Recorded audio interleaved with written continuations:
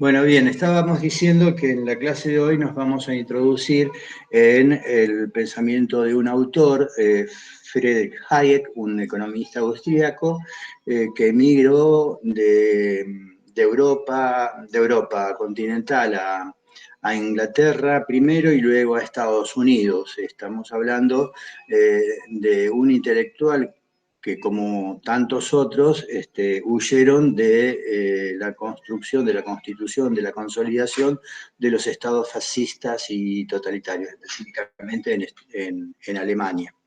Esto no es un dato menor porque buena parte de su pensamiento se estructura en torno a un rechazo explícito a toda clase de totalitarismo, a toda clase de socialismo y concretamente a todo intento de colectivismo o más precisamente de organización planificada centralmente de la economía. Y digo que el dato no es gratuito porque precisamente tanto el nacionalsocialismo alemán como en el caso del estalinismo, se constituyeron, digo, el comunismo como el nacionalsocialismo, derechas o izquierdas, se constituyeron en verdaderos adalides de este tipo de planificación centralizada de la economía y de dominación total de la sociedad. Bueno, esto mismo ve Hayek se está construyendo paulatinamente en Gran Bretaña y también en los Estados Unidos. Estamos hablando de lo que se llamará el estado de bienestar, al cual, o el cual, si bien en parte es producto de una readecuación del Estado a condiciones profundamente modificadas de la sociedad moderna, por efectos del cambio tecnológico, por el desarrollo demográfico, por la creciente complejidad de estas sociedades contemporáneas, no dejó de ser alentado fundamentalmente por un liberalismo progresista que necesitaba reformularse para poder continuar de alguna manera hegemonizando el manejo político de las sociedades, especialmente estoy hablando de Europa Occidental y Estados Unidos. Y en este sentido, ese estado de bienestar que fue alentado por el liberalismo progresista fue alentado además por la alianza con la socialdemocracia, con el socialismo democrático. Como quiera que sea, el resultado es la construcción de un Estado que resultó vencedor sobre los fascismos y en parte sobre los totalitarismos, digo en parte porque resultó vencedor sobre el totalitarismo alemán y en todo caso sobre el fascismo japonés, pero no sobre el soviético, que continuó incólume, sobre todo bajo el periodo, insisto, staliniano hasta 1953 y después también. Digo, este estado de bienestar también fue atacado precisamente por una línea interna del propio liberalismo. Así como existió un liberalismo progresista, un liberalismo social, que se embarcó en este proyecto de readecuación estatal y política, también hubo un liberalismo más conservador, más ortodoxo, si ustedes quieran, un liberalismo que entendió que sí, efectivamente, el liberalismo tenía que reformularse políticamente para volver a tomar las riendas de la conducción política y económica de la realidad contemporánea que se estaba viviendo, pero desde otro paradigma, con otros principios que no fueron los que triunfaron durante este periodo, digamos, desde las entreguerras hasta la década del 70, cuando el estado de bienestar, triunfante en estos 30 años que medían entre el 45 y el 75, se ve acorralado por la crisis económica de aquellos años, me estoy refiriendo a la crisis económica del petróleo, en 1973, 74 y en el 77, 78, 78, 79. Fueron dos momentos que en definitiva los podemos resumir como la gran crisis económica internacional de los años 70. En ese contexto, el estado de bienestar fue objeto de una creciente impugnación, tanto desde los sectores de la llamada nueva izquierda, como, y fundamentalmente, por los sectores de lo que se denominó nueva derecha. A trazo grueso, esa nueva derecha estaba compuesta por dos vertientes. Una vertiente de crítica más bien económica, como lo fue el neoliberalismo, y una crítica de orden más político-cultural, como fue el neoconservadurismo. Como quiera que sea, estas dos líneas en realidad tienen vasos comunicantes muy estrechos y en definitiva son la prolongación de algo que se vino gestando mucho antes, y a eso apunta leer a Hayek. Fue en la década del 20, del 30, que se va gestando esta especie de liberalismo o de neoliberalismo, que es en parte va a ser la adecuación del liberalismo clásico a las nuevas circunstancias, pero en parte va a ser algo bastante novedoso cuando después se combine con el cambio tecnológico. Como quiera que sea, me gustaría tener, o que todos tengamos presente, que, como el otro día comentaba con un compañero, y creo que con ustedes también en algún sentido lo hemos dicho más de una vez, aunque uno hable de economía, cuando habla de economía es inevitable pensar en la política y en la sociedad. ¿Qué quiero decir? Que esta crítica que anidaba en la corriente de pensamiento económico neoliberal era también una propuesta económica, pero también política y social. Tenía en su seno una idea de lo que el Estado debía ser y ser, así como también una idea similar acerca de cómo tenía que relacionarse con qué tipo de sociedad.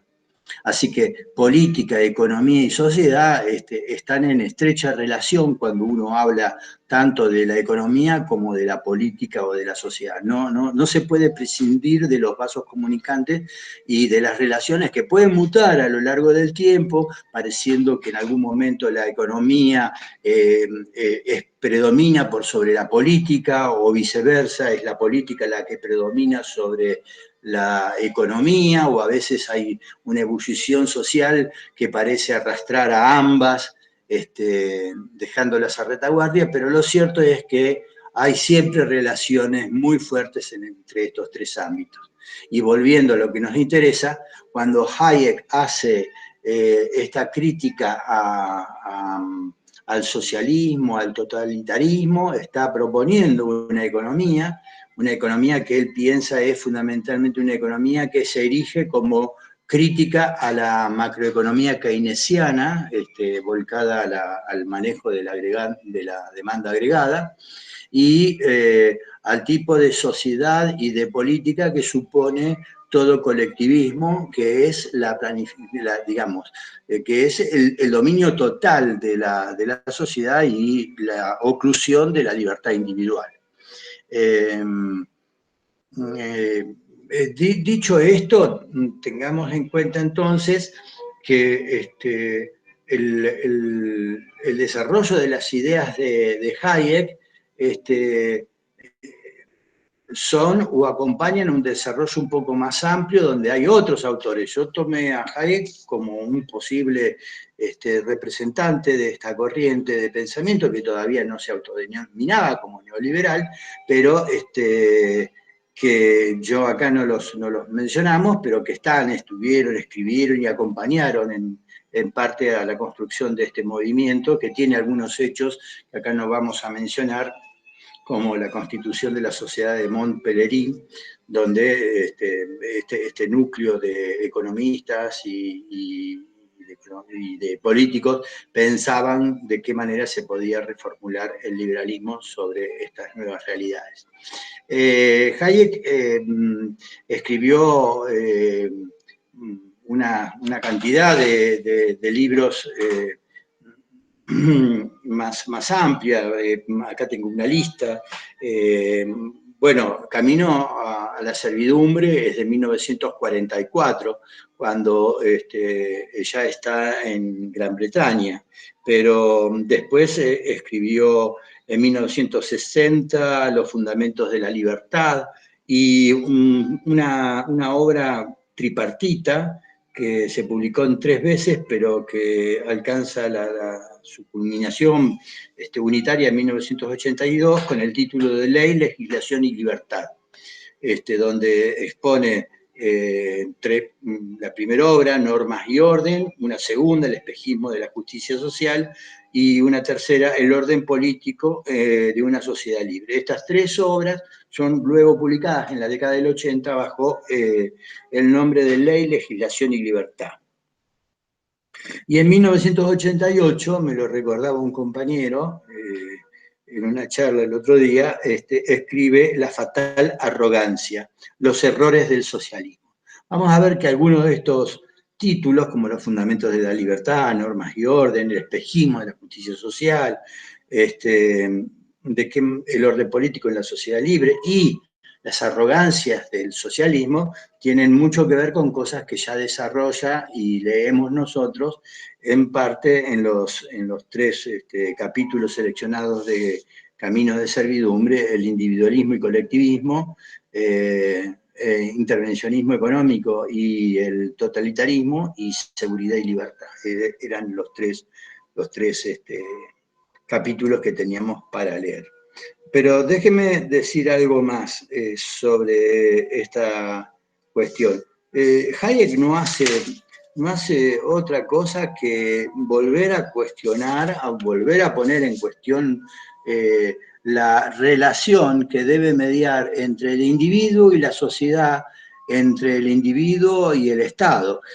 Una cuestión que ya hemos visto ha sido planteada por tantos otros autores que hemos visto con anterioridad, y que todavía hoy nos plantea este interrogante, ¿no? ¿Cuál es el límite entre la libertad de los individuos en general y la autoridad del público, del Estado, de la sociedad, respecto de estos individuos? ¿Cuál es la relación adecuada entre libertad individual y autoridad? Bueno, esto es una cuestión que se plantea Hayek, y a la cual responde claramente, como otros autores que hemos visto, no apostando, sino asegurando que la única posibilidad de progreso radica en la constitución de sociedades libres. Y las sociedades libres son aquellas donde el orden político y social no es impuesto a la manera de una construcción racional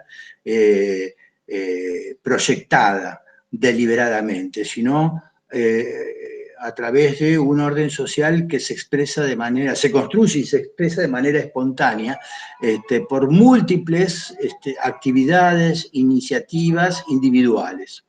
Y que sin quererlo, o sin quererlo al menos deliberadamente, van construyendo esto que se llama un orden social espontáneo. Solamente en ese marco la libertad de los individuos es tal, y se puede lograr entonces obtener todas las energías sociales y toda la libertad necesaria para que los individuos sean realmente autónomos y, bueno, en definitiva, la sociedad sea rica, pujante y esté siempre orientada al progreso.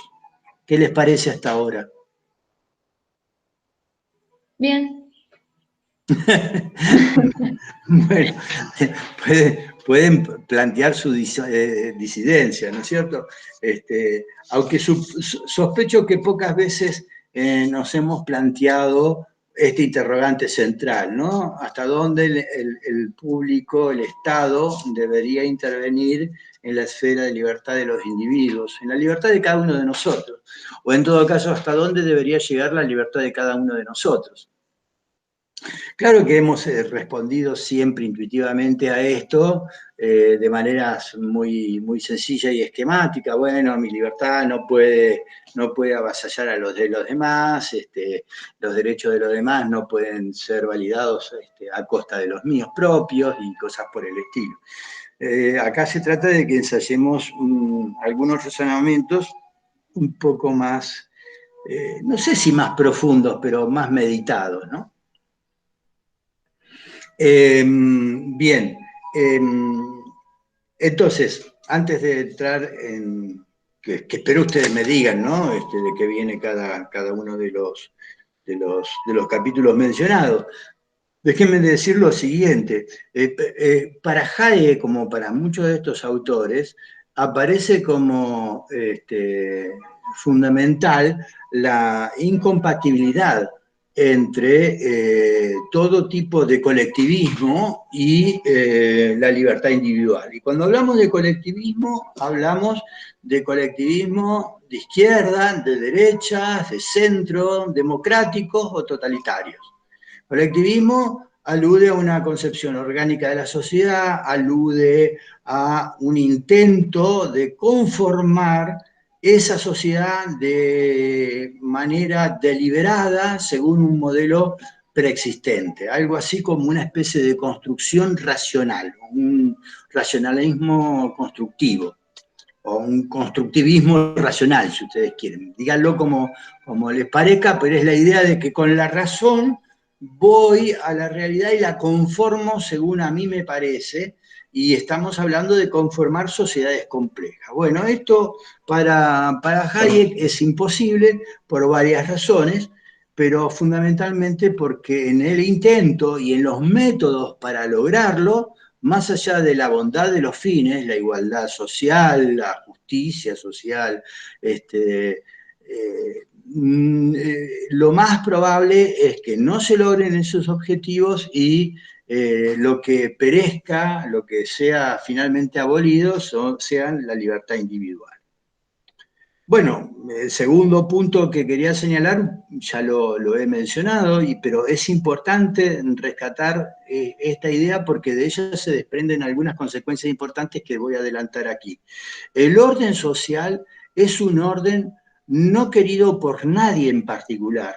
Es el resultado de múltiples interacciones individuales entre grupos, no deliberada en cuanto a los resultados, de donde entonces el orden social es espontáneo. Y si el orden social es espontáneo, acá una de sus derivaciones sería la de que si los resultados son justos o injustos, no es una cuestión del orden social. Es decir, no cabría acá emitir juicios de valor acerca de la justicia de los resultados, porque no serían resultados queridos por nadie en particular, al menos no en su totalidad, no completamente. Y entonces, ¿cómo serían esos resultados? Serían anónimos. Y si fueran anónimos, es imposible atribuir alguna clase de responsabilidad a los mismos. Al menos este es el razonamiento de Hayek y por eso habla del espejismo de la justicia social. En un mercado de libre competencia, cual sería el mecanismo fundamental para sostener el funcionamiento de este orden espontáneo, los resultados no dependen en sí solamente del esfuerzo del mérito individual, sino simplemente de las interacciones y de sus resultados que muchas veces no son deliberados, no son previsibles ni predeterminados. Por lo tanto, no hay ahí una cuota de responsabilidad que pueda ser claramente definida. En tercer lugar, esta cuestión de un orden social espontáneo sería la base de una sociedad libre, de lo que él llama la gran sociedad. Y esa gran sociedad es tal que dejaría y debería dejar espacio libre suficiente para que los individuos puedan llegar a perseguir sus objetivos y en definitiva emerja lo que otros autores también han hablado, han señalado en algún momento, pero no precisamente como producto de un mercado de libre competencia, sino por otras condiciones, pero que tienen que ver con la libertad, emergería o debería emerger, o debería existir la posibilidad de que emerja lo impredecible, lo imprevisible, lo que nadie podría haber anticipado. Es de otra manera lo que Hannah Arendt, sin participar en absoluto de un pensamiento económico en este sentido, hablaba acerca, o se refería acerca de ello con la idea de que en una sociedad de hombres libres e iguales, que se sientan en torno a un mundo al cual pretenden darle sentido a través de un debate, de un diálogo, se produce constantemente la posibilidad del milagro, el milagro en un sentido secular, el milagro de lo impredecible, de la aparición con cada nacimiento, con cada ser humano que entra en ese debate, de una palabra novedosa, de una idea distinta, del inicio de una disputa, de una discusión que pueda llegar a grados de verdad mayores y más amplios. Y en eso consistiría la libertad. Bueno, el planteo de Arendt nos lleva por otro camino que no quiero acá ahondar, porque además no tiene que ver directamente con esto, pero sí con la idea de un orden no coercitivo. Para el neoliberalismo, para Hayek en este caso particular, la coerción no debe existir más que lo mínimo indispensable. De hecho, esta gran sociedad se conformaría en parte por órdenes imperativas o cuasi órdenes que serían las del gobierno, las que emanan del gobierno, que deberían ser pocas, generales, abstractas, en fin, esa idea de ley que teníamos como propia del Estado liberal clásico. Pero la sociedad se manejaría antes que por la ley, por unas normas de conducta justa que surgirían de las relaciones espontáneas entre los individuos, a manera de intuiciones acerca del correcto comportamiento que debería regir las relaciones interpersonales. De forma tal de que ya la sociedad de por sí podría funcionar y necesitaría solo subsidiariamente un conjunto de leyes básicas provistas por el Estado de la manera menos coercitiva posible. La solución para que esto funcione de esta manera, como les estoy comentando, es la existencia de un mercado de libre competencia. Y por supuesto que la institucionalidad que se pueda construir para que esto sea así debe ser la institucionalidad necesaria, la mínima, como para garantizar que esta competencia efectivamente sea tal y evitar las situaciones de oligopolio o de monopolio. Algo que ya hemos dicho respecto del liberalismo económico clásico, o de la economía política clásica, pero acá que se plantea con mucha mayor claridad. Incluso en este sentido se acepta cierta intervención del Estado para evitar ese mal funcionamiento del mercado, en el sentido de que sería como una enfermedad del mercado. El oligopolio sería una enfermedad del mercado, no le haría nada bien al mercado, en la medida en que desplazaría la competencia. Así como también la sociedad colectivamente organizada, el colectivismo, la planificación central, reemplazando al empresario por un organismo administrativo, estaría también perjudicando, directamente anulando el sistema de libre mercado, con el consecuente resultado de un autoritarismo, de un poder coercitivo que de lo económico no tardaría por extenderse también a lo político y fundamentalmente a la social. Y por último, una de las condiciones que Hayek señala como un factor que explica por qué el colectivismo, por bien intencionado que esté, pensemos en un socialismo democrático, pensemos en ese liberalismo progresista que alienta en un Estado interventor, un Estado administrador, un Estado que planifica. ¿Por qué no podría funcionar? ¿Por qué en última instancia llevaría a un funcionamiento irracional, a una irracional asignación o una ineficiente asignación de los recursos con un perjuicio para todos?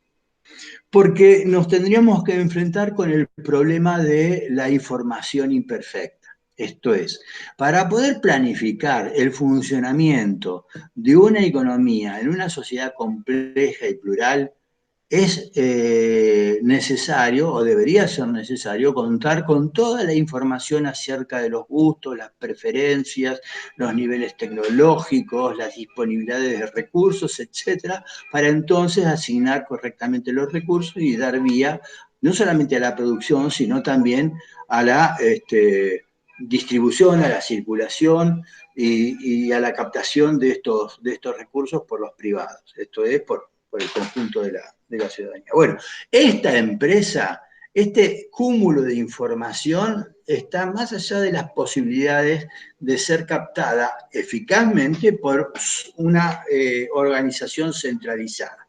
Esto es, el gestor, el administrador, devendría finalmente un factor arbitrario, caprichoso en la asignación de los recursos y, como ya dije antes, finalmente un agente que devendría un factor autoritario, autocrático. La única solución a esto, ¿cuál es? La alternativa, la verdadera alternativa, la única solución, el único sistema que realmente brindaría una relativa satisfacción a este problema de la información es el sistema de mercado de libre competencia y dentro de él al sistema libre de precios. Los precios de mercado son los mejores indicadores que sintetizan millones de decisiones individuales en torno a las preferencias, a las orientaciones de consumo y de producción. De forma tal de que a nivel de información, los precios serían un gran sintetizador de información de manera anónima que orientaría la acción racional de los individuos, haciendo funcionar el sistema con una agilidad y con una eficiencia imposible de lograr de otra manera. ¿Y sus resultados serían queridos por alguien en particular? No, por nadie. Podría regir todos los precios de una economía y si alguien lo intentase hacer, ahí debería regir las instituciones pensadas específicamente para limitar esa posibilidad.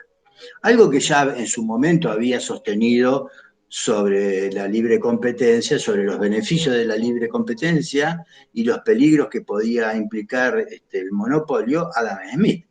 Adam Smith ya también había sostenido que el Estado tenía unas pocas funciones que cumplir, pero una importante era la de proveer las instituciones necesarias para preservar las condiciones de la libre competencia. Bueno, evidentemente, en este orden de cosas, Hayek se convierte en un crítico acerbo del totalitarismo, el socialismo democrático, por entender que ambos terminan en o tienen como digamos, como origen y en definitiva fin, el colectivismo, la planificación central de la economía, como acabo de decir, la justicia distributiva como igualdad sustantiva, todas estas son cosas que Hayek critica. El racionalismo constructivista que les comentaba hace un momento, el principio de soberanía popular, esto es algo que discutíamos con un compañero hace un par de días, donde me decía que la democracia estaría en contra de la libertad. Y bueno, esta discusión de que la democracia a secas podría ser enemiga de sí misma es es posiblemente un objeto de discusión. No digo que yo tenga una opinión al respecto, pero creo que la democracia, con las debidas compensaciones institucionales que derivan del republicanismo y del liberalismo, podría ser un mecanismo que perfectamente pudiese evitar esos resultados totalizantes que decía este compañero.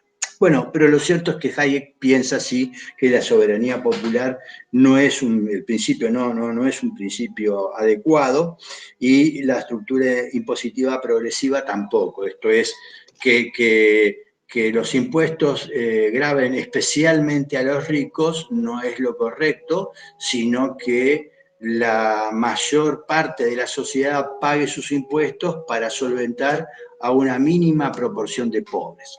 Claro, esto suena muy bien cuando los pobres son pocos. El problema es si llegan a ser muchos. Obviamente las realidades son muy distintas a lo que prescribe la teoría de estas consideraciones teóricas, pero este neoliberalismo, este pensamiento de Hayek, que es reflotado, fíjense ustedes, es reflotado en la década del 70, de ser prácticamente un paria durante todos estos años donde predominó el estado de bienestar. Me estoy refiriendo a la década del 50, del 60, quizás antes del 40 también, porque se fue construyendo paulatinamente ese estado de bienestar. Y tengan en cuenta, no desaparece después de la década del 70, en todo caso se resitúa. Lo cierto es que ese neoliberalismo sale nuevamente a la luz con fuerza en la década del 70 en el debate político ideológico que les mencionaba al comienzo, y ahí Hayek vuelve a aparecer ya no como un paria, sino como un profeta. Y gana un premio Nobel por un trabajo de economía específicamente en 1974, y para compensar la academia premia también a un economista socialdemócrata, Gunnar Myrdal, que teorizaba sobre el subdesarrollo, el desarrollo y el subdesarrollo y sus vinculaciones.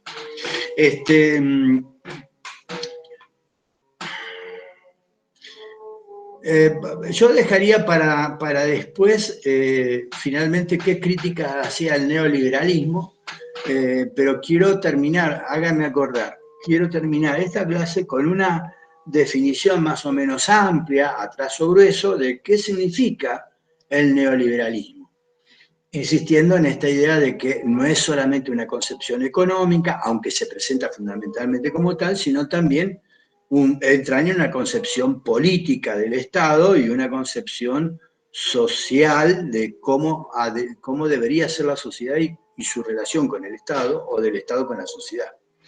Bueno, hasta acá, ¿cómo vamos? Bien. Bueno, ok. ¿Quién quiere empezar a exponer? Necesitamos exponer las ideas de estos tres capítulos. El primero, individualismo y colectivismo. ¿Quién me dice más o menos, quién se anima a sintetizar para el resto algunas ideas fundamentales de este capítulo?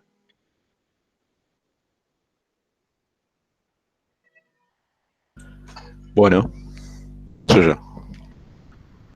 Bueno, Hayek entiende por colectivismo que él plantea que el socialismo forma parte de lo que es el colectivismo, es una forma de expresión del colectivismo. Entonces Hayek caracteriza el colectivismo como cualquier tipo de economía planificada. Exactamente, y emprende su crítica contra esto, no fundamentalmente contra el socialismo, que es una subespecie, sino contra el colectivismo, y contra esta intención de planificar la economía, por las consecuencias no solamente económicas que tenga, sino también por las consecuencias fundamentalmente políticas. De hecho, la idea del título, Camino de Servidumbre, ¿a qué estaría aludiendo? A la servidumbre estatal, o sea, camino a la servidumbre hacia el Estado. Exactamente, que si seguimos en la vía de construir un Estado ampliado que todo lo intervenga, que en todo tenga que ver, que planifique la economía, la sociedad y también la política, obviamente, eso va preparando el camino a que todos nos convirtamos en siervos, esclavos del Estado. Ese es el sentido del título y está bien, uno de los puntos acá es de sostener que el colectivismo es en este sentido criticable. Ahora habría que abundar un poquito más.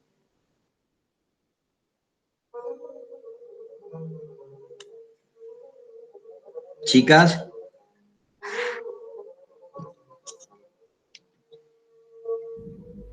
Estamos en el capítulo 2 nomás, recién ahora, ¿no? No podemos andar más.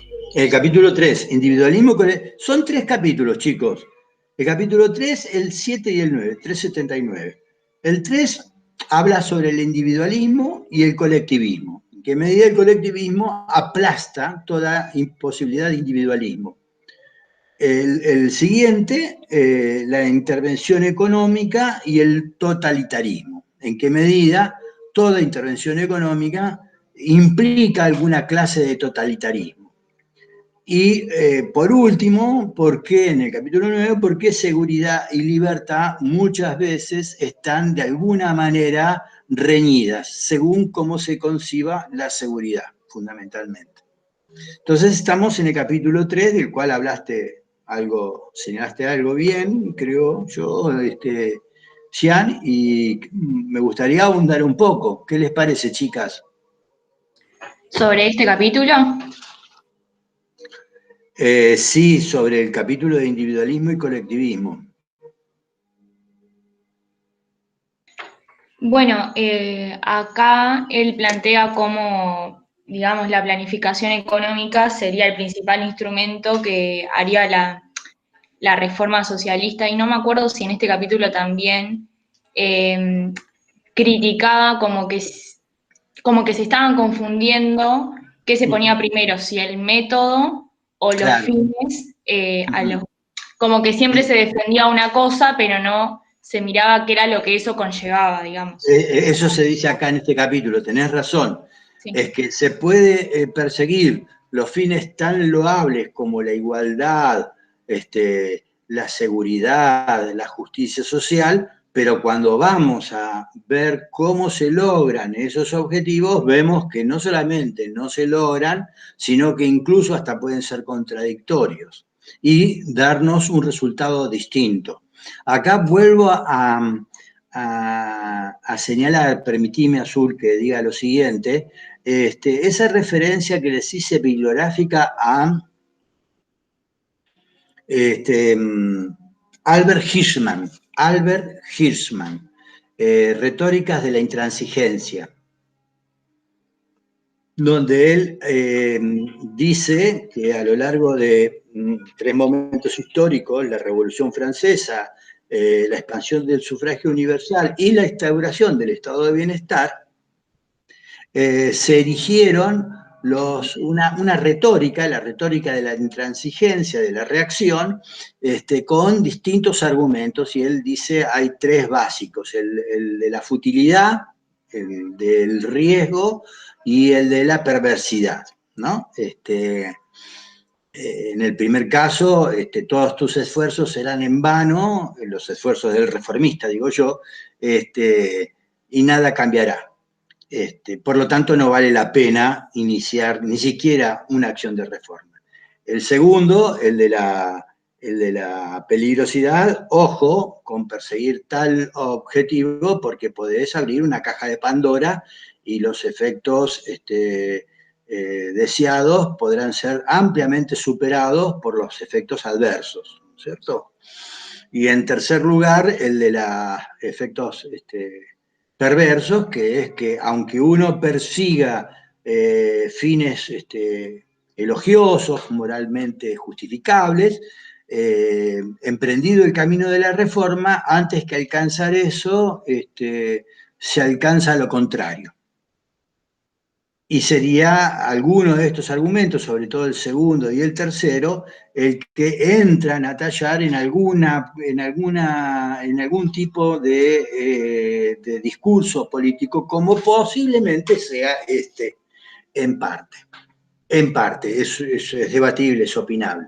Pero sí, Azul, es como vos decís, acá sostiene que es importante ver a través de qué métodos se persiguen qué fines y ver entonces, no solamente si se pueden alcanzar esos fines, sino si además, al pretender alcanzarlos, estos fines no se vuelven contradictorios entre sí. Muy bien, ¿qué otro aporte podemos realizar? Las otras compañeras y compañeros. Compañeras en realidad, tengo todas compañeras. Que también habla en la argumentación liberal de la competencia. Y de que, claro, que la competencia acá viene a ser un instrumento por excelencia beneficioso para el desarrollo económico, para el desarrollo intelectual. Recuerdan que ya en el ámbito de las ideas, un autor que vimos, Stuart Mill, sostenía precisamente los méritos, los beneficios del darwinismo conceptual, del debate de ideas, de la confrontación de ideas. De hecho, fue una de las preguntas que respondieron en el parcial. Bueno, acá la competencia sacaría lo mejor de nosotros, según este enfoque.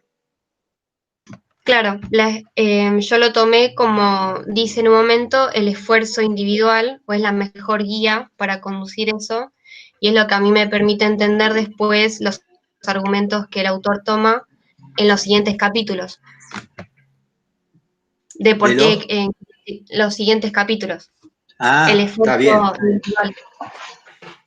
Fíjense que por detrás de esta cuestión está la idea de que, bueno, en el mercado no se trata de que a través de la competencia unos ganan y otros pierden, sino que a través de la competencia en el mercado todos ganamos en la medida en que cada quien se va a dedicar a lo que mejor sabe hacer. Y los consumidores se van a beneficiar porque van a encontrar mejores productos a más bajos precios. Con lo cual, sería un sistema muy eficiente para la producción y para la realización de las personas.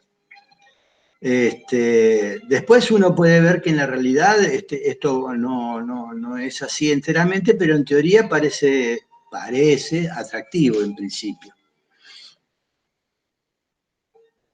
A ver, ¿qué otra cosa pueden aportar los que no han tomado la palabra todavía? No recuerdo bien el capítulo en sí, pero con lo que había leído, Hayek lo que decía es que todo interferencia en la economía, para tratar de buscar un bien común, lo que haría es que el Estado, tuviera problemas económicos, entonces tuviera que buscar aún más intervención y así sucesivamente hasta llegar a un Estado autoritario o algo por el estilo. No sé si en el capítulo en sí habla de esto, pero estaba viendo ahí algunas cosas de la competencia y hablaba de cómo planificar contra la competencia haría que surgirían cada vez más monopolios económicos. Claro, claro. No, la planificación, en todo caso, la del Estado, la única planificación viable es la planificación, el plantear las normas generales para la competencia. Pero no la competencia en sí. No hay que planificar o reemplazar a la competencia por la planificación, porque eso trae costos ciertos y ningún beneficio. Esa sería la idea básica. También, perdón, quería mencionar que hace como, o toma como ejemplo, como si fuera, o sea, ¿por qué no se pueden mezclar las dos? ¿Por qué no se podría decir, bueno, mezclemos lo mejor de ambas cosas, de la planificación y de la competencia? Y él dice que justamente estos dos métodos servirían y serían efectivos en su totalidad. No es como un medicamento en donde solamente surte efectos si está dado en altas dosis, no si se mezclan, por así decirlo. Sí, yo diría que va más allá y sostiene, una vez que se empieza a planificar un aspecto de la realidad, por ejemplo, el económico, se termina afectando tarde o temprano todos los aspectos de la vida. Y por eso, para Hayek, la planificación conlleva el resultado cierto del totalitarismo. Acá convengamos que hay un salto bastante importante entre la planificación y el totalitarismo, ¿no? Yo ya les había advertido, comentado con ustedes, creo, no sé si con ustedes, bueno, creo que lo comenté, acerca de la cautela con que tenemos que manejar los conceptos, tratando de, si viajamos en el tiempo y en el espacio con un concepto, poder moderarlo, matizarlo a la hora de tratar de comprender una realidad. Por ejemplo, no podemos decirle a cualquiera, en cualquier momento o a cualquier régimen, en cualquier época, es un régimen fascista o es un régimen totalitario. Muchas veces esas conceptualizaciones terminan convirtiéndose, más que en conceptos teóricos importantes, en meras etiquetas propagandísticas o etiquetas para desmerecer al contrincante. Vos sos un facho, vos sos un fascista, vos sos un totalitario, este régimen marcha, esta presidencia marcha al totalitarismo. Bueno, son excesos que nos confunden o oscurecen la comprensión antes que aclararla. Esto lo digo para conceptos como el fascismo, como el totalitarismo, pero también, por ejemplo, el populismo o la misma idea de democracia que hemos tratado, la misma idea de libertad. Bueno, hay que ser cauteloso, ¿no? Solamente esa advertencia. Bueno, ¿qué más? Algo que también quedaba, creo que era al final del capítulo, no sé si ya al final, pero era de qué era lo que, o sea, qué resultaría de si se elegía la planificación o la dirección central de la economía, y habla de que no obtendrían nada favorable ni para los planificadores ni para los liberales, que sería la organización sindicalista o corporativa de la industria. Uh-huh. ¿Qué es lo que finalmente terminó ocurriendo con la organización tanto fascista como con la organización ya democrática del Estado de Bienestar, la organización corporativa de la sociedad, donde por un lado está el Estado, por el otro lado están los dos sectores fundamentales de la puja económica, el movimiento obrero organizado a través de su sindicalización y los sectores empresariales a través de las asociaciones empresarias y la negociación colectiva supervisada por el Estado como mediadora ahí entre las partes para garantizar la paz social. Y eso fue posible en el estado de bienestar y funcionó muy bien mientras la torta fue creciendo durante los 30 gloriosos años del Fordismo. Esto es, mientras el sistema capitalista de producción en masa de bienes homogéneos en series largas, con pleno empleo y crecimiento sostenido, fueron las condiciones imperantes, esto facilitó este tipo de acuerdo y la negociación colectiva, este acuerdo, este triángulo, Estado, sindicatos, empresas.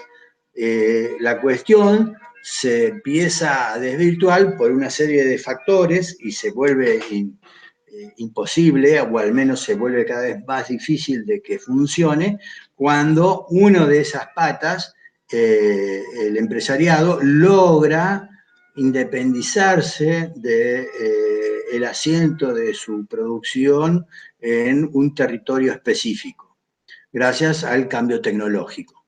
Entonces, no es solamente que a partir de la crisis económica y la crítica del neoliberalismo es que el estado de bienestar entra en crisis y se resitúa a posteriori. Hay una serie de otros cambios que permiten que uno de los actores fundamentales de los acuerdos de posguerra, el empresariado, se pueda desentender de los compromisos que hasta ese momento habían asumido, porque ahora puede producir en todo el mundo con relativa facilidad, y donde no se le brinden las condiciones más atractivas para la inversión, huye. Bueno, lo vemos a diario en nuestro debate público, ¿no? Acerca de cómo atraer inversiones y demás. Antes, antes del cambio tecnológico que fructificó en la década del 70, las empresas estaban muy atadas al territorio nacional. Bueno, continuemos. A ver. En una parte, si no entendí mal, Hayek habla de que... Franco. Sí. Hayek, con J. Hayek. Acostúmbrense a algo, chicos. Cuando no saben, y yo soy el primero en hacerlo, cuando no te sabes una pronunciación de un nombre, traductor de Google, pones el nombre y le aplicás al micrófono. Y te sale la pronunciación en el idioma original. Y así te sacás de la duda de cómo se pronuncia. Adelante. Okay. Bueno, no afirma lo que es el laissez-faire, así como crudo, o podría decirse sí, como crudo, sino que dice que cuando en un mercado, cuando la competencia es ineficiente, es necesario que el Estado intervenga para hacer eficiente esa competencia. Claro, era lo que yo mencionaba hace un rato atrás en la conversación, que cuando la competencia no es tal como, bueno, lo que acaba de decir, y en ese caso sí el Estado tiene que generar una institucionalidad bien pensada, la mínima necesaria para restablecer las condiciones de la competencia. A eso obedecen, por ejemplo, las leyes anti-oligopolio, ¿no? Cuando el Estado interviene para evitar posiciones dominantes y demás, lo cual es que se hace muy difícil, obviamente, pero bueno, es un modo de evitar los problemas del oligopolio. Entiéndase, los problemas del oligopolio o de la concentración de la propiedad de medios de producción de un mismo sector, no solamente tiene problemas o trae problemas económicos en el sentido de elevar barreras a la entrada de nuevos competidores en esa esfera de la actividad económica, sino que además esas personas, esos grupos que adquieren tanto poder económico, pueden traducirlo en un poder político desmedido, y por lo tanto afectar también al mejor funcionamiento de la democracia posible, ¿no? Bueno, bien, ¿qué más?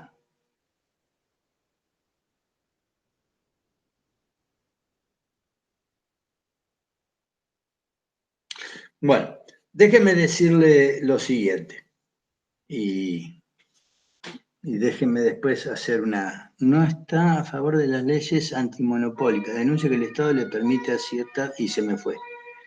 Se me fue lo que estaba diciendo. ¿Hay algunos que no tienen micrófono o no lo quieren usar? Bueno. ¿Se me escucha bien? Sí, yo los escucho perfecto a los que han hablado. Azul habló, la escuché perfecto, No, a Jean... Porque hay interferencia, por eso. No, a Julieta... Sí, perdón. No, lo que Hayek decía es que no es que estuviera a favor de leyes antimonopólicas creadas por el Estado, sino que denunciaba el poder estatal por crear oligopolios o monopolios poniendo barreras de entrada a la competencia. Bueno, eso es lo que él denunciaba. Exactamente, ese es el otro funcionamiento posible y anómalo del Estado, que es eliminar las condiciones de la competencia, cuando, por ejemplo, han elevado, como ocurrió en la década posterior a la Segunda Guerra, antes y después de la Segunda Guerra Mundial, con las barreras proteccionistas.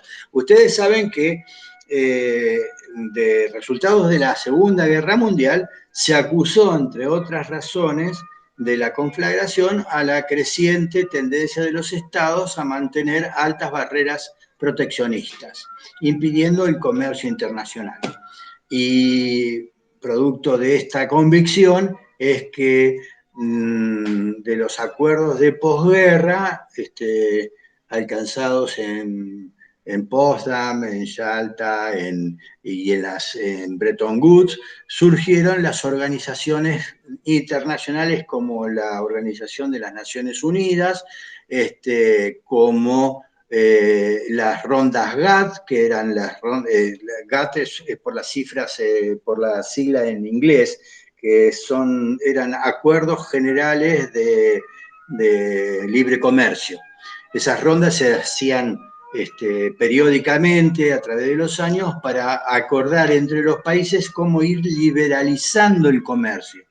No obstante, todavía eran altas el índice de cuán cerradas eran las economías en sí mismas, a tal punto que las empresas transnacionales durante la década del 60, del 70, hacían una inversión de réplica para saltar la barrera arancelaria. La Ford se metía en la Argentina y la Ford funcionaba dentro de la Argentina sin contacto directo con la casa matriz, reproduciendo el mismo modelo de producción. Esa inversión de réplica, digamos, se evaporó cuando las barreras proteccionistas fueron bajando y desde la década del 80 en adelante se impuso un libre comercio mucho más fuerte, mucho más dinámico, cosa que hoy vuelve a ponerse en duda frente a la creciente competencia proteccionista entre las grandes potencias, por ejemplo Estados Unidos y China, que se andan amenazando permanentemente en esta incipiente guerra comercial. Pero como quiera que sea, sí el Estado podía guardar las condiciones para la libre competencia, como también entender que podía guardar las condiciones de la competencia interna, preservándola de la competencia de los factores externos, de los países más desarrollados o mejor provistos tecnológicamente, y por lo tanto generar con esto unas barreras que protegían la industria nacional para su desarrollo. Bien usado, el proteccionismo podría haber servido a ese desarrollo industrial interno, pero mal usado, un proteccionismo bobo, estúpido, lo único que generó en muchos lados es simplemente la atrofia de una industria local que se benefició de esa protección arancelaria para ganancias extraordinarias sin haberse modernizado. Son los que después se quejaron cuando se encontraron en competencia abierta con el mercado internacional. Bueno, pero nos vamos de tema. Sí, Azul. No, que yo había marcado, igual ya es en el último capítulo, pero que decía, toda restricción de la libertad de entrada en una industria reduce la seguridad de todos los que quedan fuera de ella. Porque, bueno, acá hablaba de la seguridad económica y todo eso. Claro, él sostiene, tengámoslo en cuenta, que una seguridad relativa, una seguridad mínima para todos los ciudadanos es aconsejable, es posible y hasta aconsejable, llevada a cabo por el Estado, de acuerdo. Pero brindar una seguridad absoluta de ingresos a determinados sectores no es factible ni es aconsejable, porque precisamente sería implicar fuertes discriminaciones para quienes no son beneficiados con esto y distorsiona todas las reglas del juego de la competencia y de los incentivos para producir, trabajar, transaccionar. Entonces, en general, Hayek está en contra de este grado de intervención del Estado, por ejemplo, con acciones de discriminación positiva a favor de determinados sectores industriales, económicos industriales, en detrimento de otros. Lo considera, como vos decís, ¿cómo podría decir? Un conculcar los grados de seguridad del resto de la población, del resto de los grupos económicos, de los actores económicos. Bueno, permítanme, ¿tienen algo más que decir? De este capítulo no. Bueno, y de cualquier otro, de los que faltan.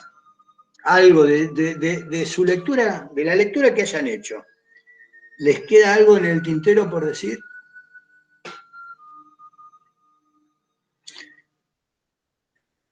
No, que quizás él Sí. veía como en lo económico una libertad, digamos, hacia los otros ámbitos de la vida de las personas. Como que, no sé si lo leí en qué capítulo, pero hablaba de que muchas veces se quería desprestigiar, por ejemplo, a lo económico o al dinero, porque a veces uno no puede satisfacer, digamos, todas sus necesidades. Obviamente siempre va a haber que como dejar de lado otras, y eso era como lo que, no sé, a la gente, no sé si es que le molesta o que por eso tenía esa tendencia negativa hacia lo económico, pero sin embargo él veía, por ejemplo, al dinero como no sé si el ayudante, pero lo que más te propiciaba libertad, por así decirlo, porque te daba la libertad de elegir, y bueno, no sé si está bien lo que resumí en mi cabeza, pero... No, no, está bien, está bien.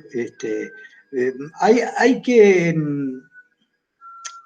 en teoría, hay que aceptar que si vos vivís en un sistema capitalista y vos apreciás la libertad, esto comporta un riesgo. Asumir esos riesgos es asumir la posibilidad de que te vaya bien o que te vaya mal en la competencia en el mercado.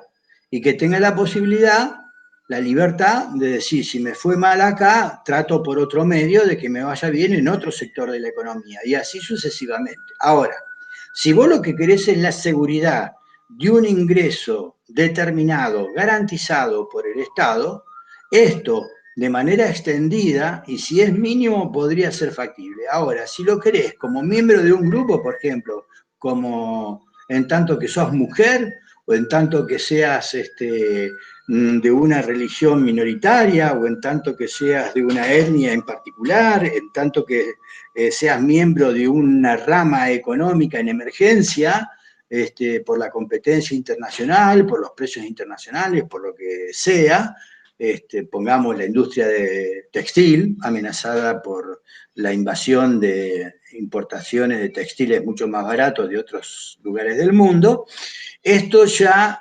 comporta que a mediano o a largo plazo también rescindas la libertad. Esto es, vos querés seguridad, rescindís libertad. Nosotros solemos pensar desde la academia, desde las ciencias sociales, que es al revés. Mientras garanticemos los mínimos, las mínimas condiciones materiales indispensables, la gente ahí realmente puede ser libre.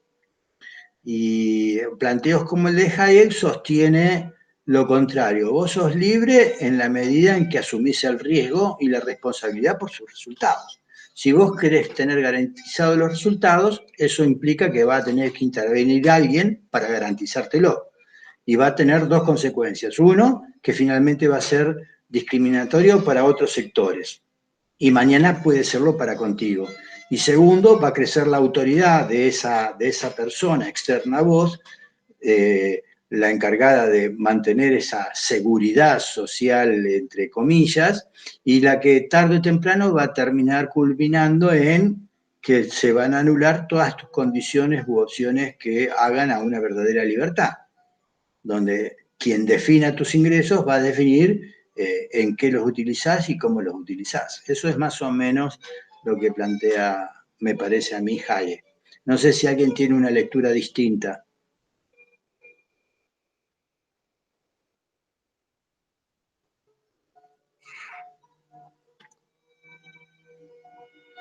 Bueno, déjenme explicarle algo. Explicarles. A lo mejor lo saben. ¿Ustedes podrían explicar en qué situación el neoliberalismo entra en juego en la década de 70 en debate con la nueva izquierda? ¿Por qué, en todo caso, el estado de bienestar entra en la llamada crisis del estado de bienestar en la década de 70? ¿A qué te refieres con la pregunta? Es una pregunta. Sí, pero ¿por qué entra en crisis el estado de bienestar o por qué el neoliberalismo? No, porque en realidad sí, dije primero lo segundo. Lo primero sería por qué entró en crisis el estado de bienestar en la década del 70, a posteriori por qué aparece el neoliberalismo como uno de los interlocutores junto con la izquierda, la nueva izquierda, respecto de como grandes intérpretes de esta crisis.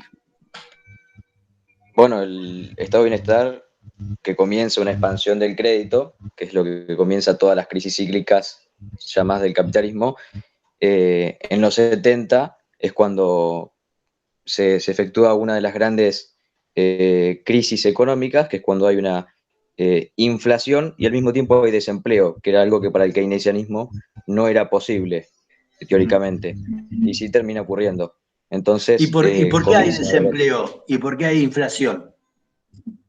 Inflación hay porque la Reserva Federal de Estados Unidos emitía dinero para tratar de que con eso, con el gasto público, en modo keynesianismo, frenar el desempleo. Pero ¿por qué se genera el desempleo primero? Porque no hay actividad económica. ¿Y por qué no hay crisis del petróleo? ¿Por qué no hay? Ah, exactamente, ahí está. Hay primero un shock económico vinculado al aumento unilateral del precio del crudo para economías basadas precisamente en los hidrocarburos para funcionar. Eso implicó dos cosas. Por un lado, la baja en la actividad económica y por el otro lado, un trasvasamiento de ingresos fenomenal de Occidente a Oriente. La segunda cosa vinculada con esto que acabas de señalar, entonces decir que a la baja de la producción, a la baja de la economía, del nivel de actividad económica, se le suma, bueno, la inflación. ¿Y por qué la inflación? Porque los estados siguen emitiendo. La pregunta es, ¿por qué siguen emitiendo los estados si sus ingresos han bajado? Al bajar la actividad económica, baja sus posibilidades impositivas, ¿no es cierto? Entonces, ¿por qué siguen emitiendo? ¿Por el principio de demanda agregada? Dicho económicamente, sí. Dicho políticamente, sería porque estados de bienestar en un sistema democrático de elecciones competitivas periódicas hacen que la inflación de oferta, de ofertas políticas para ganar las elecciones, sirva a una inflación de demandas. Yo te prometo más cosas, vos más cosas demandás como votante y como ciudadano.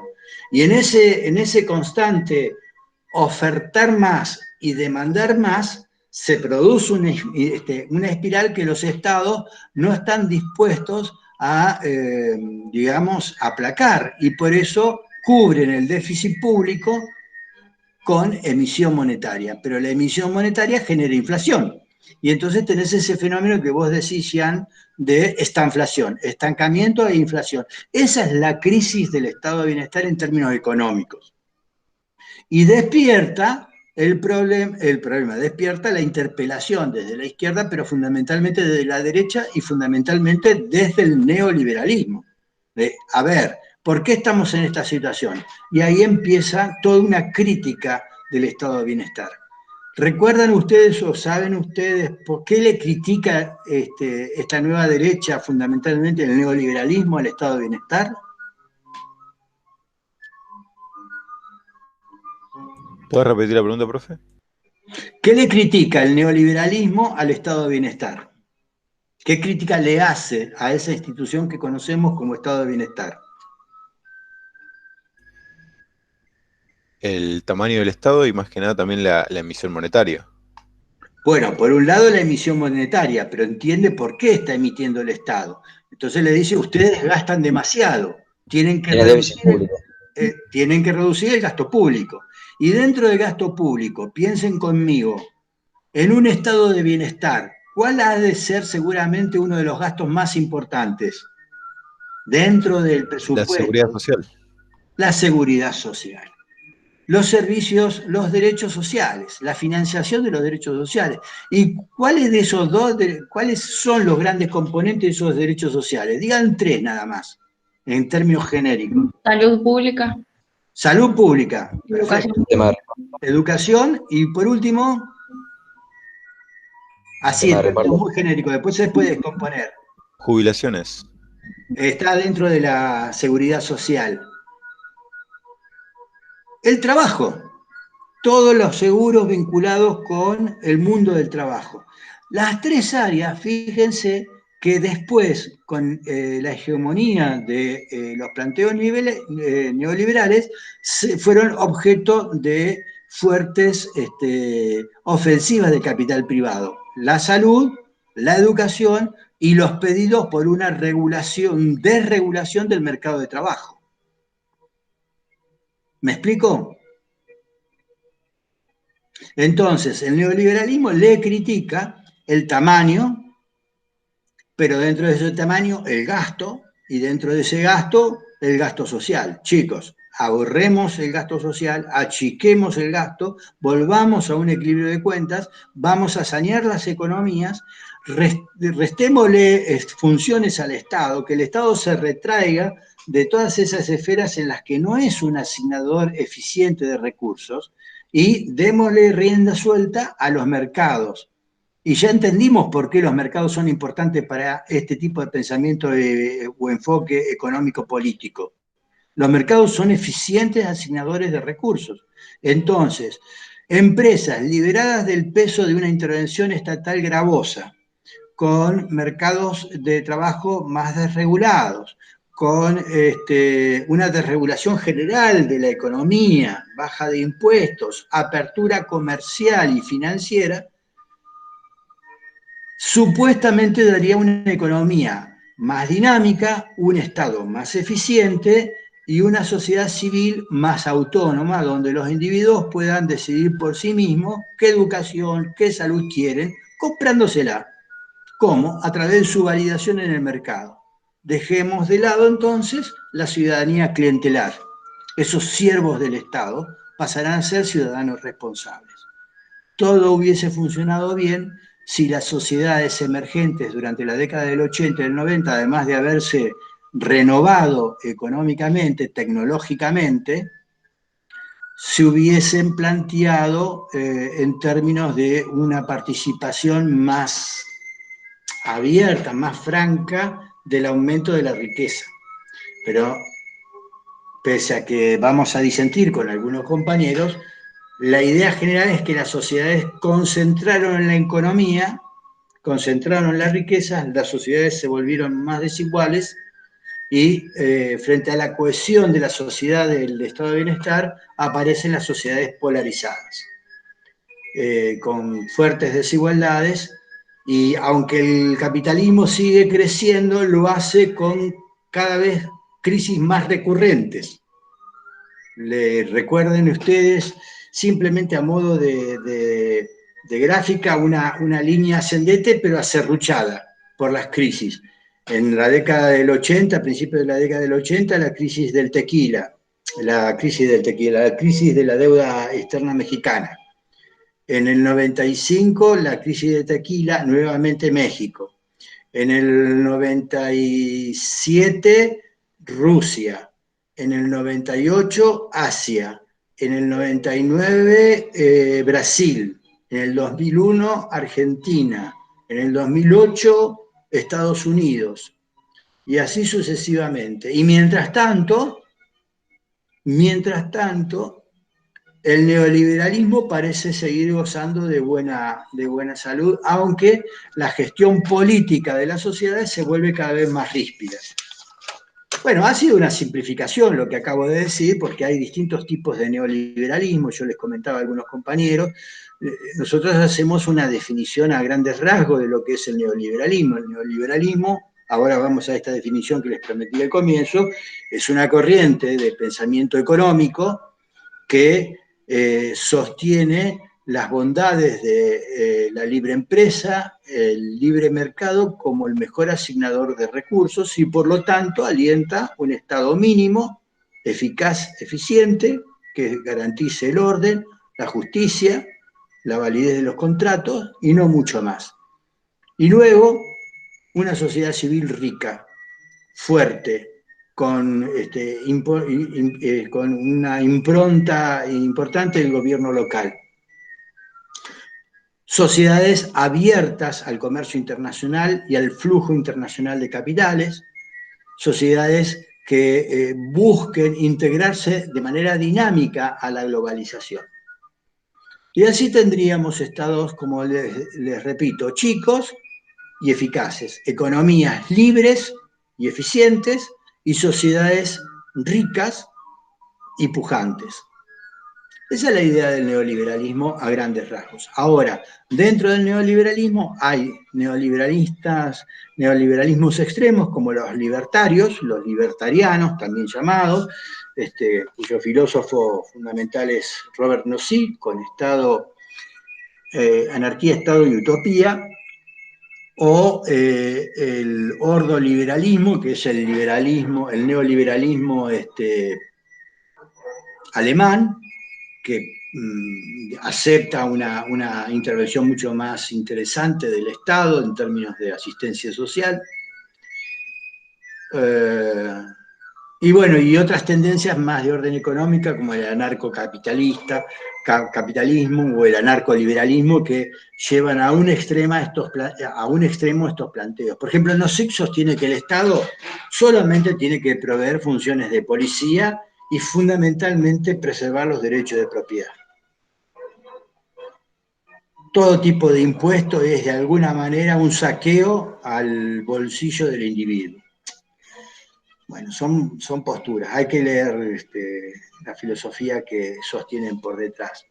Lo que es cierto es que si bien las economías se dinamizaron con el cambio tecnológico, la gestión política, insisto, se ha hecho cada vez más difícil. Pero déjenme explicar algo que un poco adelanté.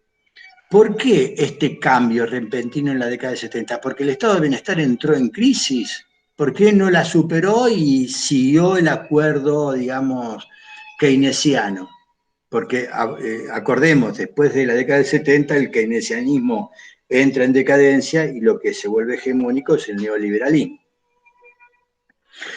Lo que ocurrió es que durante esos años de crecimiento continuo sostenido del empleo, pero también de la producción, de la década del 40, del 50, del 60, parte de ese beneficio fue a consumo, parte a ahorro y parte a inversión. Y de esa inversión, una buena parte fue a inversión en investigación y desarrollo. 30 años de investigación y desarrollo finalmente dieron sus frutos. Y sus frutos fueron la revolución científico-tecnológica que se produce a partir de la década del 70, sobre todo en los 80 y en los 90. Paradigma de esto es la web. Una revolución científico-tecnológica especialmente importante en el área de los transportes, las telecomunicaciones y la informática, permite transformar el modo de producción fordista. Esto es, en un mismo punto, en un mismo espacio, la integración de todo el sistema o la cadena de valor. Entra la materia prima por una parte de la fábrica, sale por la otra el producto y se maneja con stock. Ahora, con las tecnologías disponibles, las empresas se desespacializan, se independizan del espacio, se desterritorializan y además además de deslocalizarse, se desagrega la fábrica y produce una parte del bien en un lugar, otra parte del bien como partes intermedias, como bienes intermedias en un segundo lugar, ensambla en un tercer lugar y vende en aquellos mercados para los cuales está pensado el producto. Es el modelo post-fordista, algunos le llaman neofordista, es toda una discusión que no vamos a tener acá, no viene el caso, y con técnicas de producción como el toyotismo, la idea de producir series cortas, especializadas, para mercados concretos y una rápida sustitución de producto. Entonces, hoy se fabrica la marca A de camioneta de la empresa B, que se produce para el mercado 1, el mercado 2 y el mercado 3 y nada más.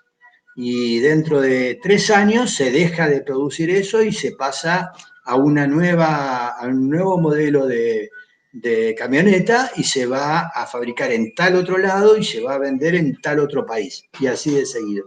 Así funcionan todas las automotrices, así funcionan también los celulares, los electrodomésticos y tantos otros artículos que hacen a nuestro consumo cotidiano.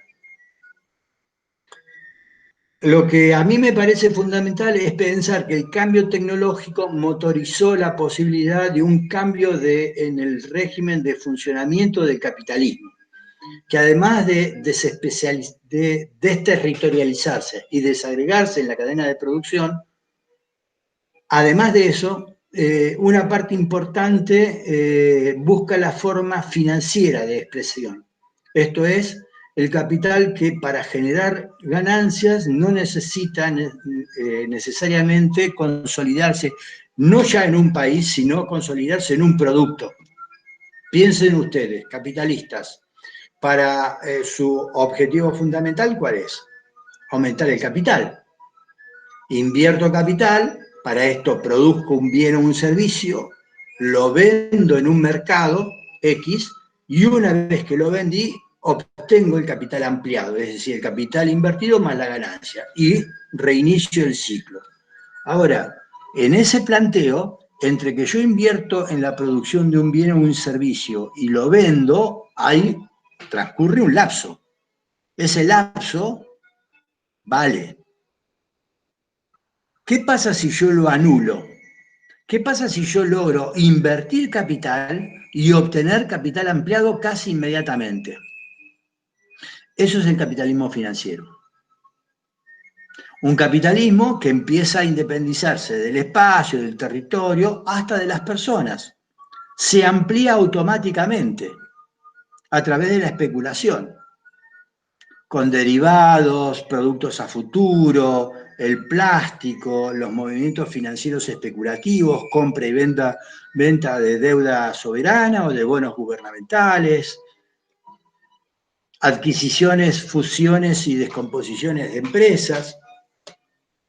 Eso forma parte desde un conocimiento bastante a trazo grueso por parte de quien habla.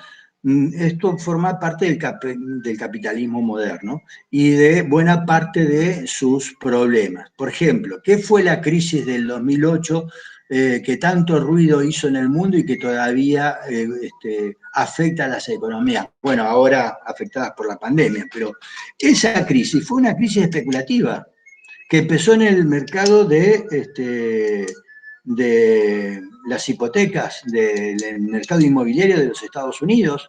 Si ustedes ven La Gran Apuesta, una película que encuentran en distintas plataformas de streaming, ahí hay una explicación bastante clara de cómo funcionó la burbuja financiera en torno a las hipotecas y los paquetes que se armaban en torno a hipotecas basuras. Y de la noche a la mañana la crisis se desató y fortunas se evaporaron en el aire y algunos salieron muy gananciosos y alguno que otro quedó en la cárcel. Y muchos perdieron los ahorros de toda su vida. Ese es el capitalismo financiero. No debería ser así, debería cumplir una función noble, la de servir para el apalancamiento de la producción, pero la misma lógica del sistema, sin una intervención acorde que lo pueda regular, y está claro que no se puede regular hasta el momento eficazmente el capitalismo financiero, ni acá ni en ningún lado, por lo menos no en la medida en que se necesitaría para que no tenga efectos tan nocivos, bueno, es el responsable en una gran medida de buena parte de los problemas económicos que aquejan a la sociedad contemporánea y que también se traducen en la inestabilidad política que aqueja a las democracias, ¿no? Sí. No, una cosa sobre justamente eso, del 2008, y haciendo una referencia a lo que nombraste del neoliberalismo, que hay distintos tipos de neoliberalismos, como el de Hayek y el de otros. Justamente el que ganó las elecciones en los 80 fue con Reagan y Thatcher, el neoliberalismo de Milton Friedman, que tiene una posición bastante distinta a la de Hayek. porque quería que haya un banco central como la Reserva Federal, siendo que, bueno, regula tasas de interés, expande el crédito, etc. Y la crisis del 2008 es justamente una expansión del crédito por parte de la Reserva Federal, bajando la tasa de interés, que hace que las inversiones o la especulación vayan a proyectos de inversión que no parecen ser rentables, pero ahora bajando las tasas sí lo son, como eran las hipotecas. Entonces, yo no sé si es tanto una desregulación, sino al revés. El Estado le permite a los bancos prestar dinero de los depósitos y bajan la tasa de interés, y de esa manera se produce la expansión crediticia. Y justamente después Bueno, salva. sí, respecto de la mecánica interna de la crisis del 2008, hasta donde yo entiendo, puede ser como vos decís, pero más allá de que una baja de interés en la Reserva Central alentó la posibilidad de el negocio inmobiliario, luego sobre el negocio inmobiliario se montó un negocio financiero y por ello es que se armaron paquetes donde paquetes financieros, en la superficie aparecía todo atractivo y adentro era toda pura basura, cosas que eran imposibles de vender. Y así fue como de la Claro. noche a la mañana lo que parecía valer 100 pasó a valer 1 porque se descubrió el valor real de las cosas que estaba escondido. Pero bueno, independientemente de esto, sirve tu apreciación más allá de lo que dijiste en sí mismo, porque hace referencia a algo muy importante. Uno piensa en el neoliberalismo, inmediatamente piensa en no intervención del Estado. Y en parte es lo que propugnan, pero también hay que tener en claro que el Estado ha sido el principal responsable y ejecutor de las políticas del neoliberalismo. En la Argentina, por ejemplo, el neoliberalismo entró de la mano de Martínez de Oz durante la última dictadura militar, pero fundamentalmente de la mano de Saúl Menem, el presidente de un gobierno, el gobierno popular, o por lo menos tenido por más popular en la Argentina. La gran era de las privatizaciones, de las empresas públicas, de la retracción del Estado, demás, lo que se llamó neoliberalismo, tuvo como, digamos, como promotor al propio Estado. Ahí estuvieron presentes también los Kirchner, en la privatización del petróleo en el sur. Y en otros países fue el Estado el que promovió la instauración y el desarrollo de las políticas neoliberales. Por eso digo que economía y política van de la mano junto con la sociedad. Cuando, Jean, vos sostenés que fue la propia regulación del Estado la que... Creo que tenés razón, el Estado está por detrás también de todos estos movimientos, no es un observador no participante, es una parte responsable. Incluso muchos sostienen, muchos críticos de las corrientes neoliberales y de sus efectos sociales y demás, acusan al Estado contemporáneo de ser digamos, el vasallo del neoliberalismo encargado de hacerse cargo de los asuntos sucios, que es la represión social, el mantenimiento del orden social, que facilita la imposición de los efectos del neoliberalismo. En fin, me parece que es una cuestión para tener en cuenta por lo discutible y disputable que es. Poca gente se declara neoliberal convencida y militante de esa causa. Pero lo que quiero llamar la atención es acerca de que si lo vamos a criticar, tratemos de entender cuáles son las bases de aquellos que sostuvieron las bondades de tal teoría económica y política. Y no nos dejemos llevar por fórmulas más bien fáciles que, como dije antes, funcionan más bien como etiqueta antes que como un concepto que nos arroje luz sobre los acontecimientos, sobre las realidades en consideración. Bueno, no sé qué opinan ustedes, si tienen algo más que decir o no. Me llama la atención, bueno, no me llama la atención, pero bueno, díganme ustedes que...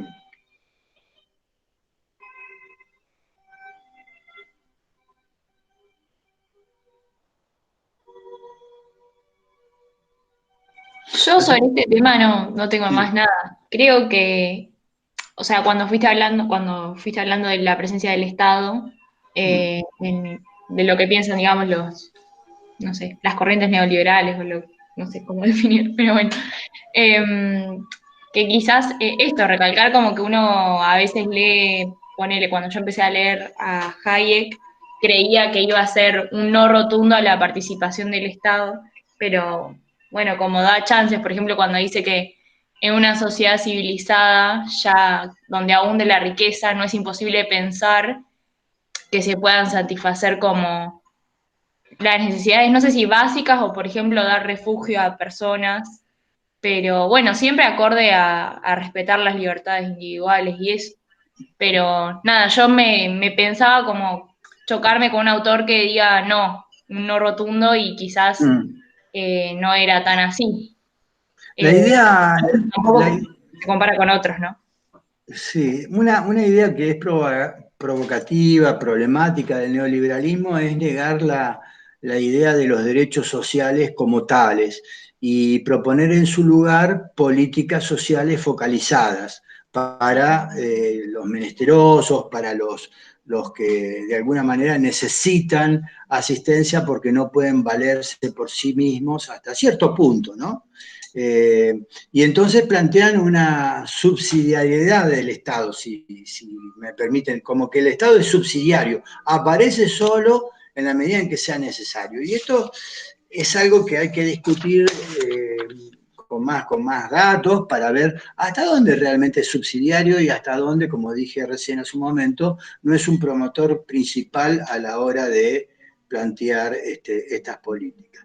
De todas maneras, se vuelve problemático definir estas cuestiones en la política práctica diaria. Fíjense en este momento cómo el gobierno de nuestro país se ve en serios problemas para justificar la toma de decisiones en materia económica que implica, se lo diga abiertamente o no, un ajuste. Esto, en épocas de la anterior administración, hubiese sido por todo el mundo planteado como un verdadero ajuste neoliberal. Y hoy se lo trata de ver como una adecuación, bueno, en fin, el discurso público, al menos el oficial, no puede aceptar decir que es un ajuste porque va en contra de sus propias bases programáticas, de sus propios discursos. La ex presidenta y actual vicepresidenta esto lo vio con claridad y por eso se despegó en carta pública del gobierno que ella misma integra. Eso puede ser discutido, pero sería interesante aceptar que es una realidad, es un hecho. Públicamente se despegó del gobierno, porque veía cómo esto se terminaría resolviendo. Y hoy en día, cuando se critica al Fondo Monetario Internacional como ese actor internacional que viene a someter a los países, puede ser que tenga su agenda. Pero como toda persona, como todo prestamista, tiene su propia agenda. El problema no es el prestamista, el problema es quién pide prestado. Si vos pedís prestado y después no podés devolver, bueno, el problema no es que el prestamista sea malo, el problema es que vos hiciste un mal cálculo al pedir la plata prestada y no hacerla o no aplicarla en lo que tenías que aplicarla. Porque recordemos que los préstamos que vos obtenés del Fondo Monetario Internacional tienen una tasa preferencial. No es la misma que obtenés teniendo que colocar deuda en el mercado internacional. Cuando los Kirchner saldaron la deuda con los organismos internacionales de crédito que todo el mundo aplaudió, pasó desapercibido para muchos que se tomó deuda con Venezuela a una tasa de interés muchísimo superior, muchísimo mayor. ¿Qué significaba eso? Cambiar de prestamista, pero no de dependencia. Bueno, como quiera que sea, ya lo vamos a ver la última clase, si es posible, pero lo cierto es que hoy las problemáticas, me parece, del escenario internacional pasan por el ascenso, no tanto la vigencia del neoliberalismo, que es un problema si tiene las consecuencias económicas y políticas que se le adjudican, ¿no? Habría que ver si esto es así.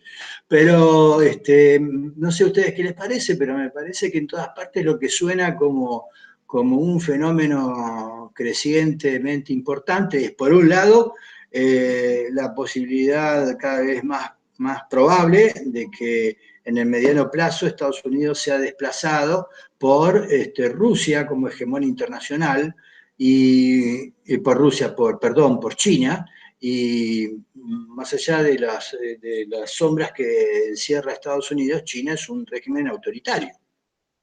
¿Qué consecuencias podría traer un cambio geopolítico de esta naturaleza?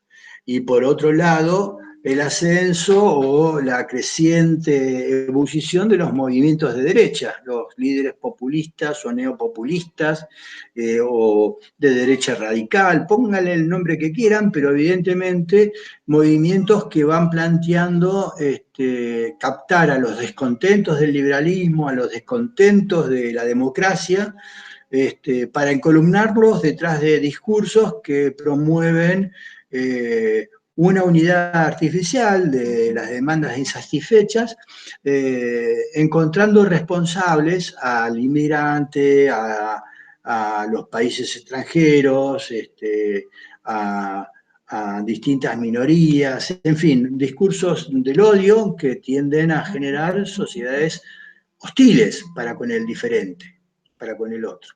Esto es discutible lo que acabo de decir, ¿no? Pero es lo que algunos llaman las democracias iliberales. Democracias que se mantienen como tales porque hay elecciones, a veces amañadas, a veces con denuncia de fraude, como acaba de ocurrir en Estados Unidos con Trump y Biden, pero que en general se caracterizan por ir desoyendo las instituciones básicas de la democracia liberal, que es en definitiva la democracia contemporánea, ¿no? Cuando uno habla de democracia hoy en día es una abreviatura de democracia liberal. Y como dice Francis Fukuyama, hoy esas instituciones básicas, la división de poderes, el Estado de Derecho,